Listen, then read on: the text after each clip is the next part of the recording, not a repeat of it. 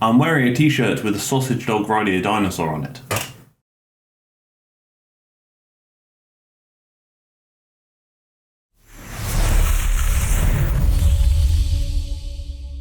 So today we're going to look at some YouTube shorts, debunk some misinformation and tell you how you can do things better that are probably going to enhance your training. And if I manage to do any of those things successfully, then I'd really appreciate it if you did subscribe to the channel, because every time you watch this video and you aren't subscribed to the channel, I cry. And do you want to see a grown man cry? Hopefully not. And if you answered yes, go to therapy. Lift with Sarah is going to show us how to get juicy shoulders for summer by doing and I quote, a diabolical superset where she's doing 3 movements back to back, and I already know what they're going to be because I've already seen the video. So we're going to start with a rear delt fly. There's a common theme you'll see across her lifting here, which I'll raise, and it's going to be the elbow angle here. The rear delt fly is fantastic. All I would say, if you are going to do a rear delt fly, it probably makes sense to support your chest, because the last thing you want is your lower back to give out. Instead of going out like so, I just prefer swinging it 45 degrees. That's just preference. I don't really do any front raises. I haven't actually done a front raise variation for 5 years, honestly, because realistically, if you're doing enough pressing, like flat pressing for your chest and whatnot, and any shoulder pressing, you probably don't need to do any front raises. Side raise, I love it. I respect it. Whether you go out to the side or at 45 degrees is completely up to you. The arms don't need to be that bent. Sure, when you're looking at what the shoulders are actually doing,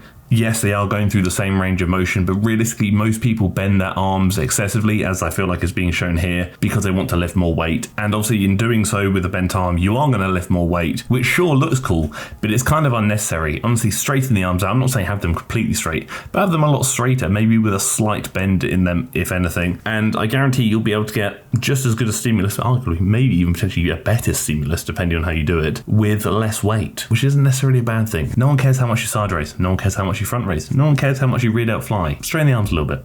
Not saying you have to, just saying that's what I would do. How I'm losing fat and getting toned after heavy bulking. And don't get me wrong, I love the results, but I want more of them. I want my glutes to be seen from outer space, so I ate a lot more this time round, and I actually wanted to see how much muscle I could gain. So I pushed myself in every single area, not just with food, but also in the gym. What I'm going to say is this: whether you're bulking or cutting, your training shouldn't really change, which is actually kind of like a controversial topic, because everyone thinks, oh, if I'm doing this, I should train like this. Probably not. Effective training is just effective training, regardless of whether you're trying to do mass or deficit, whatever it is. You should probably train the same. If anything, you might be able to tolerate more volume when you're bulking, because obviously greater caloric intake. If you're going into a bulking phase, make sure you do it for long enough. Realistically, I say like 4+ months ideally. If you want to gain as much muscle as possible, you want to be in a surplus for as long as possible. Do you need to be in a surplus to build muscle mass? No, because ultimately building muscle is signal driven, i.e. through the realm of like progressive overload, for example, not fuel driven. But it makes it easier to drive that signal, being progressive overload, if you have additional fuel in the body. So additional calories, hence surplus, and why it's easier to build muscle in the surplus. And regardless of whether you're massing or cutting, whatever it may be, train hard.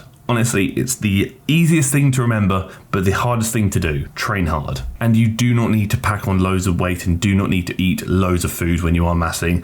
Everyone has this idea of, oh, when I'm bulking, I need to eat thousands of calories over my maintenance. No, you don't. I genuinely eat maybe 10 to 15% higher than maintenance when bulking. For most people, that's probably going to be like 200 to 300 calories or so. That should probably be a good starting point, and then you can build from there. Taking in loads of additional calories is going to mean a lot of weight gain, but that's not necessarily what you're looking for. You're looking at maximizing muscle gain while minimizing fat gain. Yes, you are obviously going to gain fat in this period. It's going to happen, but you can only gain so much muscle in this bulking period, but you can in theory gain infinite fat. So hammering a really aggressive bulk will mean you'll gain loads of weight, but also means you're going to have to lose a lot of weight as well when you diet, just to show potentially the same amount of muscle. And arguably, if you bulk slower and more consistently and more controlled, you can bulk for longer, in theory, develop more long-term muscle gain. So, just saying. Fitness KayKay, I respect it, good movement. Floor press, glute bridge. I mean, if you're looking at the upper body, I'd eliminate the glute bridge myself and focus on the floor press. Pull down, is it a pull down? Well, I guess pull down technically this. Would that not be more of a pull over? I mean, yeah, you can do. I mean, yeah, it is fine. These are fine movements. Again, you've got to remember this is probably not for the idea of building mass amounts of muscle. The thing I like about Fitness KayKay and her stuff is obviously her priority is not hypertrophy. It's not building as much muscle as possible. Well, her priority is more about, I guess, a different type of resistance training, which she's been quite creative with her movements. Caloric expenditure. Some people are going to say functional training, but I argue what is functional. Everyone has a different definition, and I don't really like the term functional because again it almost implies certain movements aren't functional, when in reality anything is functional depending on the function you need to do them for. That's another story. But the thing I really do like about Fitness KayKay, and I mentioned this in the video I did of her, is just how creative her movements are. And she really thinks outside the box when she thinks about what movement she's going to incorporate into her workouts. Although I know some people may not like that, I think although it doesn't align with my goals, I respect it and I appreciate it. And she does things just slightly differently. A lot of home workouts are very samey, which is cool, which is fine because simple is pretty effective, but sometimes it's nice for a bit of variety, and I respect this and I like this.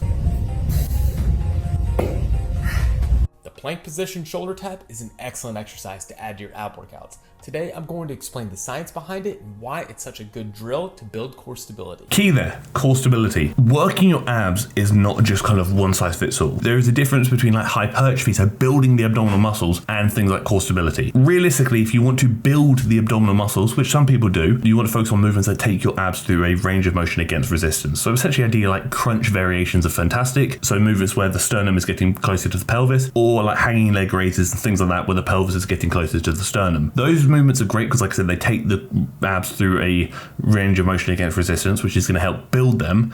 But core stability and ab training are very different things. Core stability work, things like plank variations and whatnot, do what they say on the tin, help with stability, help with strength in certain positions, and potentially help even, ideally, hopefully prevent injuries, and they may also be quite relevant to your sport. So for example, if you're powerlifting or doing a sport that involves lots of movement or heavy lifting, whatever it may be, through certain ranges of motion, having more stable core and stronger core is probably not going to be a bad thing. If you're a dancer perhaps, or something similar where you might need to do a lot of rotation, again, core stability and strength in that sense is probably not going to be a bad thing. If you're a bodybuilder, they're probably not going to be massively applicable, but what might be more applicable is abdominal hypertrophy, so actually building the abdominal muscles. Have a look at the description if you want to apply to work with myself, Ryder, or Beth on a one-to-one coaching basis where we'll help coach you towards your goals online. Or if you want to have a look at the TFNL workout guides, they're always linked down below as well. Or maybe even look at the TFNL group coaching, which is less than $1 a day, and you get access to either a home workout program or a gym-based workout program to help you achieve your goals. And you could talk to me every day if you want to, because I'm quite lonely and probably would appreciate the company. Just finished my workout. We're gonna compare my physique now versus me right now. So I just woke up, no special down lighting, just my natural self, no pump, and this is what I look like. People get really upset. You go to the gym, you look at yourself in the mirror, you're freaking jacked up, pumped, sweating, crazy lighting, looking in the mirror, and you compare yourself to that moment to when you just wake up. And that's not fair. I dream of looking like I do in the gym mirror 24/7. A dream that will never come true, unfortunately. You have to remember is when people often take photos for social media and whatnot, being the highlight reel that it is, they have probably done so with like the best lighting with a pump and things like that. The pump essentially is when you're essentially pulling blood into the muscle. So let's say you do a bunch of push-ups. Your chest and shoulders and triceps are probably going to be quite full of blood from doing the movement, and therefore going to inflate and kind of fill up, making you look pumped, making you look bigger and potentially more aesthetic, whatever it may be. And that's essentially what the pump is, and that's essentially what people often do before photo shoots and whatnot to make themselves look better. But that can't be maintained all the time. The pump will only last for so long, and when it goes away, you obviously have to get it back, etc, etc. But you cannot maintain that pumped look at all times, which is why people often do look better in the gym mirrors when they are pumped, when they're working out, because again, they're filling the muscles with blood, and they're going to look a bit better in doing so, bigger, whatever it may be. But again, Will has a really fair point here, is you can't compare that with how you look in the morning when you've just woken up, you've not had any water, you're depleted, so many things are working against you. Sure, you may look leaner, but you're not going to look as full and as juiced up because, again, you are not maintaining that pump. Just remember, when you see people in the gym and they're looking incredible, which I respect that and I'm proud of them for doing that, or they're taking photos and they look pretty juiced, maybe they actually just have a dirty, nasty pump, and maybe it's a sign to say you should get a pump too. But also to remember, the pump really has no correlation to the development of muscle. Just because you get a pump doesn't mean you're going to build loads of muscle, and just because you don't have a pump doesn't mean you haven't had an effective workout. Worry about things like progressive overload. That's going to be more relevant when looking at building muscle. A pump is just nice to have because it makes you feel good, and actually it's kind of cool. That was just my random selection of YouTube shorts that popped up that I thought, you know, let's talk about things and maybe debunk a few myths along the way. So if you want to see more videos like this, let me know in the comment section below. But until the next one, thank you for tolerating me. Thank you for tolerating my sausage dog on a dinosaur, and thank you for tolerating the video.